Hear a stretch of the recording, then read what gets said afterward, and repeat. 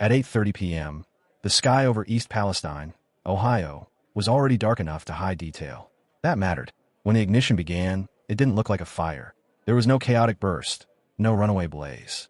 The flame rose vertically, narrow at first, then widened with geometric symmetry, like a diagram drawn into the night. Within seconds, the plume organized itself. A black column climbed straight up before folding outward into a rounded cap, dense and uniform. Not drifting, not exploding, rising, controlled, measured, almost careful. This wasn't the aftermath of a crash. It was the execution of a plan. Days earlier, a Norfolk Southern freight train had derailed just outside town, its tank cars carrying vinyl chloride, a chemical used to make plastic. The derailment was violent. The response, however, was precise. Crews didn't wait for a leak to spread or for pressure to dissipate naturally. They chose ignition. Officials later described it as a control burn. That phrase does important psychological work. It suggests mastery. It implies that chaos has been reduced to procedure, that what you're seeing, even if it looks unnatural, is safer than the alternative. But standing miles away, watching the cloud rise into the cold February air, residents weren't reacting to chemistry or policy. They were reacting to shape and scale, to the unnatural stillness of something that looked engineered, yet clearly didn't belong. If this was control, why did it feel like contamination? Evacuation orders went out. Then reassurance followed. Air monitoring. Thresholds. Statements about acceptable exposure. The language shifted quickly from emergency to management. Pause here for a moment. If you saw this from your backyard, this perfectly formed black plume climbing into the dark, would you trust that it meant the danger was ending? Or would you wonder what outcome the people in charge were trying so desperately to avoid? Vinyl chloride is dangerous in a way the human brain is poorly equipped to detect. It does have an odor, often described as faintly sweet, but the threshold at which most people can smell it is far higher than the level at which it becomes harmful. In practical terms, this means you can be exposed to concentrations that exceed safety limits without receiving any sensory warning at all. By the time smell registers, protection may already be too late. That asymmetry matters more than the chemistry. The brain is wired to respond to immediate, visible threats. Fire, movement, impact. These signal danger that demands action now. Delayed harm, especially harm that unfolds years later as probabilistic disease, is processed differently. It feels abstract, distant, easier to discount. This is why vinyl chloride exposure rarely triggers the same urgency as flame, even when the long-term risk is objectively higher. The irony is where the story sharpens. Vinyl chloride is polymerized into PVC. The pipes carrying water beneath streets, the siding on buildings, the materials that register simply as infrastructure. Stable, contained, forgotten. But in its unpolymerized form, transported by rail through residential corridors, it becomes one of the most tightly regulated carcinogens in industrial chemistry. When burned, it doesn't disappear. It breaks down into other hazards. Hydrogen chloride, a corrosive gas that can damage lungs and tissue, and trace amounts of phosgene, a substance used as a chemical weapon during World War I. Different dangers, different timelines, same problem. Exposure that doesn't announce itself clearly. When officials cite exposure thresholds, 1 part per million, acceptable levels, margins of safety, the numbers create an illusion of control. Precision feels reassuring, even when the underlying science is probabilistic. And when a threat feels abstract, people often respond not by taking precautionary action, but by avoiding further information altogether. Now imagine the choice placed in front of residents. If you had to evacuate your home, which would feel more urgent? A fire you can see approaching, or air quality readings officials say are within acceptable limits? Because once a threat can be directly perceived, time becomes the enemy. And in East Palestine, the clock was already ticking. By the time the derailment site was stabilized, the problem, as decision-makers understood it, was no longer mechanical. It was temporal. Several tank cars carrying vinyl chloride were damaged, but not fully breached. Inside them, temperature and pressure readings were interpreted as warning signs.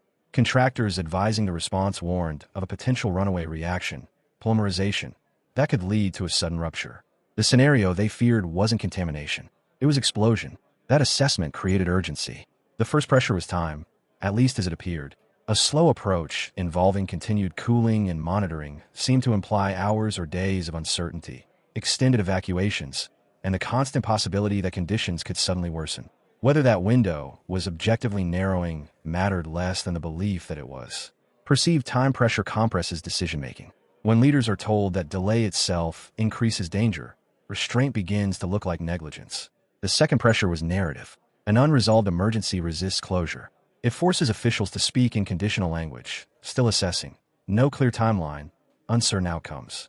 A controlled burn, by contrast, offered a sentence that sounded complete. The material was released under supervision. The event could be described as managed rather than unfolding. Narrative closure does not require technical certainty. It only requires something visible enough to signal control. The third pressure was accountability. A rupture would be immediate, violent, and unmistakably attributable to a failure to act. Environmental exposure, however, disperses responsibility across air, soil, water, and time. Its consequences arrive later, unevenly, and are far harder to trace back to a single decision. And in the background, never formally stated but impossible to ignore, was operational pressure. The longer the site remained an active emergency, the longer the rail corridor stayed closed. These pressures did not converge in a neutral forum. Railroad engineers and chemical contractors advanced a recommendation: vent and burn. State officials and federal observers were presented with a scenario framed as imminent catastrophe. Under that framing, concurrence followed. The decision, shaped by the information provided and the urgency attached to it, favored visible resolution over prolonged uncertainty. Crisis systems are not designed to optimize for long-term health outcomes. They are designed to prevent immediate disaster. When that premise is accurate, such systems can justify accepting deferred risk. But when the premise itself is flawed, the entire calculus collapses. Pause here. Would you accept a controlled harm now to prevent a catastrophe experts told you was imminent, even if you had no way to independently verify that claim? Once the ignition began, urgency disappeared. What replaced it was something far harder to manage. After the plume dissipated, there was no clear moment when the danger ended. There was no siren to mark it, no announcement that said, "Now you're safe." 5 days after the derailment, evacuation orders were lifted. Officials tested tap water publicly. Monitoring results were described as below screening levels, and people were told they could go home. But for residents returning to East Palestine, the threat didn't feel gone. It felt undefined. Within days, roughly 3,500 fish died in streams near the derailment site. Leslie Run, Sulphur Run, waterways locals had considered ordinary and safe. Their bodies collected along the banks, visible evidence that something in the environment had changed. State officials confirmed the fish kill was related to the incident. Officials described it as environmental disruption, localized, measurable, contained. The explanation sounded complete. The image did not. That disconnect mattered. Residents reported chemical smells lingering weeks after monitors showed air quality below concern. Headaches were questioned. Nausea was second-guessed. A sore throat became a three-part calculation: coincidence, stress, or exposure. Without clear markers of harm, vigilance took over. When people can't determine whether a threat is real, they don't relax. They scan. They monitor their bodies, their water, their air. Over time, that scanning becomes work. Not panic, but constant calibration. Anxiety doesn't spike. It settles in. Environmental and medical data offered little relief. EPA results arrived translated into screening levels and action thresholds, numbers that require interpretation and came with caveats. Medical evaluations often came back inconclusive. Nothing confirmed harm with certainty. Nothing ruled it out completely. And so, responsibility subtly shifted from the institution to the individual. If there was no clear proof of danger, residents were left to decide what level of unproven risk they were willing to live with. Drink the water or buy bottled. Let children play outside or keep them in. Decisions that repeated daily, and for some families, carried a financial cost they couldn't easily absorb. Not everyone accepted that ambiguity quietly. Town halls grew confrontational. Residents demanded independent testing. Lawsuits were filed. Community groups pushed back against official assurances and questioned how safety was being defined. But institutional systems are built to absorb that pressure. Meetings happen. Data is promised. Monitoring continues. The appearance of accountability does not require resolution. Pause. Imagine making those calculations every day without knowing whether you're being cautious or irrational. Ambiguity allows crises to fade without ever being resolved. And ambiguity is exactly what allows systems to avoid accountability. The most important failure in East Palestine didn't happen during the derailment. It happened in the structure of authority itself. Who decides, who verifies, and who is left to measure the aftermath? In the U.S. emergency response system, railroads retain significant operational control during hazardous material incidents. When specialized chemical risks are involved, technical assessments often come from industry contractors, not independent regulators. That's what happened here. The decision to vent and burn vinyl chloride was made by Norfolk Southern and Oxy Vinyl's contractors, based on their evaluation of polymerization risk inside the damaged tank cars. State emergency officials concurred under time pressure. By the time federal regulators arrived to monitor air, water, and soil conditions, the decisive action had already been taken. Regulators then did what they are structurally designed to do: measure consequences. Data arrived in the language of thresholds, screening levels, action limits, acceptable ranges. Results were reported as below concern or no immediate risk identified. This wasn't negligence. It was scope. Emergency response frameworks prioritize immediate threat reduction. Long-term health surveillance exists in principle, but it requires different legal authority, different funding, and epidemiology that can take decades to establish causation. The problem isn't that cumulative harm is ignored. It's that the tools to confirm it reliably are slow, expensive, and often inconclusive. Meanwhile, the technical assessment that justified the burn itself, the claim of imminent catastrophic failure, was never independently verified in real time. In the compressed decision window, there was no mechanism, authority, or procedural expectation for federal scientists to challenge contractor conclusions before action was taken. Once the burn occurred, regulatory focus shifted forward, not backward. When harm is diffuse, responsibility becomes modular. Rail safety points to environmental regulators. Environmental regulators point to health agencies. Health agencies wait for longitudinal data, and longitudinal data, by definition, takes years. In June 2024, the National Transportation Safety Board broke that loop. After months of investigation, the NTSB concluded the VIN and burn was unnecessary. Contractors had misinterpreted temperature and pressure data, creating unwarranted urgency around polymerization risk. There was no evidence of imminent catastrophic failure. The NTSB also identified broader systemic failures: inadequate hazmat classification standards, communication breakdowns among responders, and the absence of procedures to independently verify contractor assessments under emergency time pressure. This finding did more than assign fault.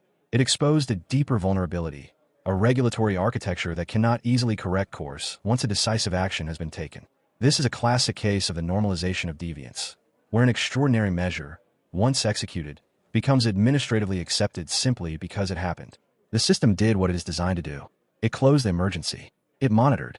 It averaged. It waited. Investigations can acknowledge error. Lawsuits can pursue damages. Oversight can assign blame. But the harm itself, exposure already incurred, trust already lost, cannot be rewound.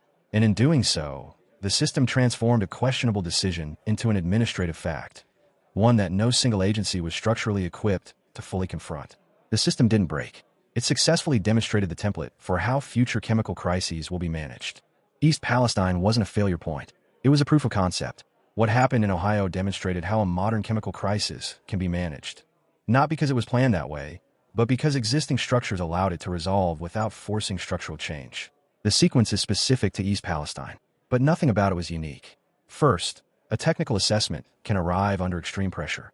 It comes from industry experts operating inside compressed timelines. Their conclusions define the frame: imminent risk, narrowing options, decisive action required. Second, action may be taken before independent verification is possible. The intervention is visible, dramatic, and legible. It looks like control. It produces closure. Third, once action occurs, the system pivots from prevention to measurement. Regulators inherit the aftermath, not the decision. Monitoring begins. Thresholds are applied. Language shifts from urgency to reassurance. Fourth, ambiguity can absorb accountability. If harm is immediate, it triggers response. If harm is probabilistic, cumulative, or delayed, it disperses into data gaps, jurisdictional handoffs, and future studies. This sequence doesn't require corruption or conspiracy. It functions through incentives. Immediate catastrophe is career-ending. Deferred harm is administratively survivable. Emergency systems reward decisions that prevent visible disaster, even when those decisions introduce invisible risk. Once the acute phase closes, institutional momentum favors closure, not reversal. East Palestine adds a crucial refinement to this logic: unverified urgency. A crisis justification doesn't need to be accurate to shape outcomes. It only needs to be credible enough, fast enough, and delivered by the right experts under conditions that prevent independent verification. Now consider what has changed since. In the aftermath, investigations concluded the controlled burn was unnecessary. Recommendations were issued. Proposed rail safety reforms were introduced, then stalled. No new framework mandates independent technical review before irreversible emergency actions. No authority was added to challenge contractor risk assessments in real time. The decision architecture that shaped East Palestine remains intact, which raises a question that matters beyond Ohio. If a similar derailment happened tomorrow, different town, different chemical, what would change? Would there be mandatory, independent verification before decisive action? Would regulators have authority to override industry assessments under time pressure? Would long-term health risk carry the same institutional weight as short-term explosion risk? As of now, none of those structural changes are guaranteed, so the logic remains available. Act decisively, measure later, normalize the outcome. East Palestine shows how environmental harm doesn't have to be hidden to be accepted. It only has to be spread out, uncertain, and officially described as below concern. And once a system proves it can survive that logic, nothing prevents it from being used again. This is the template now fully operational.